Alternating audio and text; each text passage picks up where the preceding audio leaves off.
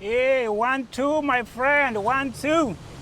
I'm here, I'm back, I'm happy, you're happy, life is good. 2025 rolls on. We are in Tuko Riyadh, another episode with your friend JKKC, reporting from the corners of the universe. The background should be exciting to your view. I hope you enjoy it. Sometimes we have to share nature as it looks like.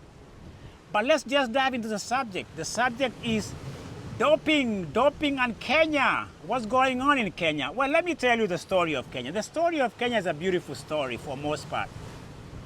Back in 1968, Kenya made a blast into the universe of sports and athletics. For those who are old enough, you remember Naftali Temu, Mexico, distance runner, gold medalist. That's when Kenya made a splash into the world of athletics. Well, let's fast forward quickly from that, right? The world started recognizing Kenya as a country of runners. They are notoriously, gloriously, and corruptly known for that right now, okay? It's a bad combination, but that's it. Sometimes there's what we call the good, the bad, and the ugly. Even in the beautiful sense of things, you get a sense of what's going on in Kenya athletics. Well, I was born in Kenya. I grew up in Kenya. I love the country of Kenya. And it was athletics that got me going back in the 80s or late 80s. Things have happened since then. We've had money. We've had monetary incentives in track and field, road running, marathon. And Kenya as a nation of athletes, mostly distance runners that we are known for. We've entered into this sport with a passion, with talent. But at the same time, we don't have to forget the nature of the beast, the economic hardship. The idea that this country, as rich and as beautiful as it is, has been exploited either internally or externally. Combine those things together and you have this incredible platform that gives you money, big money, so to speak. And so we have this, what I call a cocktail for high and low. The low meaning that you are poor. The high meaning that you can get a good payday in athletics. These days we are talking of marathon. So this really becomes the crossroad for Kenya. And I think it was the come to Jesus moment or the road to Damascus for most Kenyans in 2016 when they were really exposed as a doping nation. It wasn't said like that the way I'm putting it. But Kenya was kind of classified as a dope nation in 2016 in Rio Olympics. Because it was then that the world got a sense that it's not just natural talent that we've been glamorizing and praising about Kenya. There's another element. There's another mafia. There's another crime that was entering the arena. It's known as cheaters and doping. The Kenya were reminded in 2016 that they need to get their house in order. Otherwise, I've spoken about this subject, but I need to keep saying it. They were told, get your house in order. Otherwise, we're going to put you in the same category as Belarus, I think Nigeria, I think Russia has been listed as those dope nations where it is done on the state level. So what happened? Well, Kenyans took a pause. And they say, we're going to do something. They form an organization known as ADAC, Athletic Doping Blah Blah Blah Agency, that we are going to monitor these athletes. Oh no, that's not enough. Other elements that have infiltrated the sports arena says, no, we can't do that. We are going to compromise the protocols. We are going to even tell athletes how to cheat again within the testing system. A video rolled out in 2016 to 2017 where an official in the athletic body of Kenya was telling athletes, this is how you skip the testing. This is how you kind of bypass. This is how you can cheat. In other words, when they come testing, this is what you do. It went viral. I remember watching that thing. Well, as I said, Kenya, according to the head chair or the head president of the World Doping Agency, Brett Clothier, he has called Kenya a crime scene as far as doping is concerned.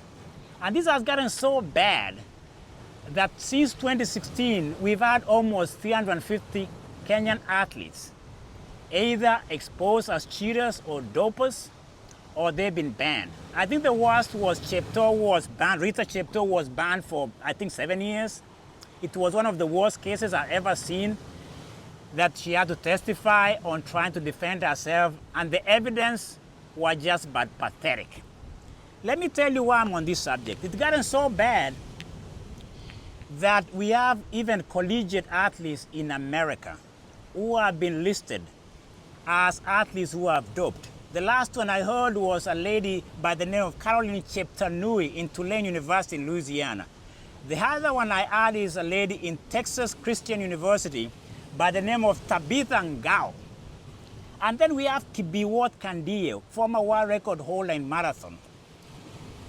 My, where is the war going? And then we have the czar of doping, the czar who is trying to combat this problem in Kenya by the name of Barnabas Korir. I've mentioned this character before. He's blowing the trumpet. In fact, he's blowing the trumpet so loud, saying that we are on top of the game. We are changing the course of action. We are trying to purify athletics in Kenya. I wish him well. In fact, it goes as far as even the Athletic World Organization that is into doping and how they've been monitoring Kenyan progress. They are giving Kenya an A or a B or a C, whatever you want to call it. But at the same time, what caught my attention is what this guy Brett Clothier was saying, that what we are seeing in Kenya is an organized crime. That is, those words should keep Kenyans awake. To profile Kenya in those terms of a criminal enterprise that has infiltrated athletics in Kenya should be scary. Do you know why? I think it's a crime. There's criminals in the athletics world that have collaborated with the officials in Kenya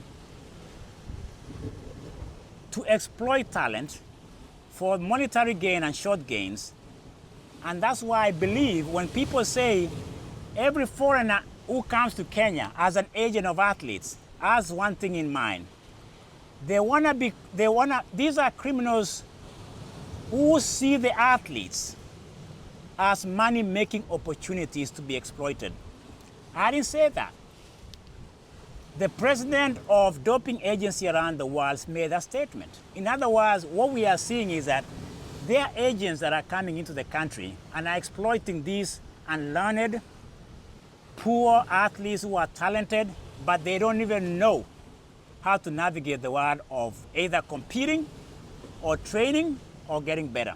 So what we have an organized crime. People won't call it that, but I've always said there's something bigger that is going on in athletics. And I keep insisting it's not just within Kenya. We have officials who have compromised the ethics and the values that Kenya tend to preach to the world, but we don't practice those things. Do you know why I'm here? I'm here because I love athletes. I love athletics. I'm one of those people who benefited from this. So when you have a marathon event that promises to pay you $100,000 if you win, that is the low end, by the way, in big marathon races. What do you think is going to happen? People can take the high risk of, I'll cheat today, and I can make about 10 million Kenya shillings. Or I think it's more than that, if you add the numbers correctly, maybe about 15 million Kenya shillings. That is very tempting. You'll be like, well, let me say, take some dope, go to New York Marathon, and I'm set for what? Maybe for life? When poverty, criminals, and the temptations to go win big and talent combine, we have a doping nation. I'm reporting again saying the war and the battle for the soul of Kenyan athletics is at stake. I wish them well. I hope one day Kenya will be saying this, that we are a country that is real, that we love running, and we want to do it organically. I don't know. But the jury of athletics in Kenya is still out, and the war continues. Dope nation or not, Kenya is still one of the best countries to either visit and see the wild or come here and train, hopefully, and go win medals around the world. But in the meantime, the battle continues for the soul of the nation. This is your man, the man that loves athletics, Tuko Riada, JKKC, saying good night. Enjoy the view, enjoy the sound.